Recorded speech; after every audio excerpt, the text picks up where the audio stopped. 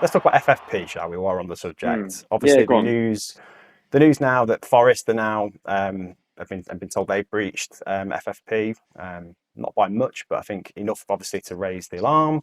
Everton once again have been flagged, and I don't know Mm, how that sits with their current situation. Obviously, 10 points been docked already, mm. so I'm a bit of a football nerd. We both are. I can't really figure out what the situation is here. Can you? No, not really. Obviously, we did a special podcast on the Everton situation a little while back with Mike from the Unholy Trinity podcast, and he felt very strongly that Everton were being a bit of a scapegoat for the league, and actually makes a very compelling argument as to why I probably agree with him. The Forest one is a difficult one for me because I can't say I'm surprised that it's happened to Forest. I think what they spent 250 million since they've been promoted. That is a lot. Obviously, Hmm. they had that summer where they signed what 20, was it 27 players in the end? Yeah, I think they continued to in Something the something January as well. alarming. Yeah. Yeah, and obviously, I'm not necessarily being critical of that because they needed a squad rebuild. The amount of players they had left over from the championship campaign was very small. However, that is again down to ownership, so it's kind of their own doing. So it's not necessarily a surprise to see these teams finding themselves in these situations. The surprising factor comes from the fact that it's only these teams, doesn't it? Yeah. Because Yeah. it's been well documented and talked about for a very long time that there's 115 plus charges against Man City. We're still yet to see any action of that. Yet they've managed to get 2 cases out against Everton this season, which is wild to me. Obviously, you mentioned then Chelsea have spent £1 billion since Todd Bowley came in. How on earth can that be okay? But Everton building a new stadium is a problem. I feel like the basis of FFP has got really good intentions. And think about it, they've Yeah. got rules in place to stop a club from continuing to buy players before they Hmm. sell others.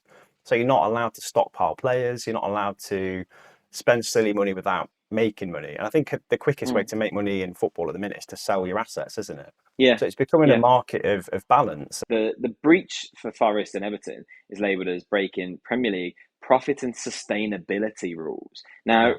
of course, you want your football club to be sustainable. That in itself is a no-brainer, and common sense says that of course things should be put into place to protect the sustainability of football clubs. Look at how many clubs we've seen in absolute turmoil over the last few Mhm. seasons, even go completely out of business because they weren't sustainable. No one wants that to happen to their club. No, well, another like inequality, especially with the Forest situation, is any promoted teams, their allowance is kind of lowered by a decent amount for every year they've spent in the Championship in that Yeah. 3 year period. So obviously, Forest have only had 1 year in the Premier League out of those Mm, last three. So their allowance is considerably lower than it should have been. But they've had to spend money because their squad was so depleted when they got promoted. So it is a mm, weird catch 22. And I think the argument for Forest is that they received obviously a decent amount of money for Brennan Johnson after September, which is like the cut-off point for FFP's financial year change. And they argued, probably rightly, I think, that they got more money for Brennan Johnson by waiting than if they'd have taken maybe 30 million before that September mm. cut-off. So financially, that 15 million extra makes perfect sense. Why is that not factored in? And I think that's pretty much the margin for Forest passing FFP or not. It's just that Brennan Johnson transfers date of it taking place. That's crazy, It's isn't still it? Common sense needs to it. come into that. Yeah, I do agree with that. I absolutely agree with that. Common sense has to be a thing with that.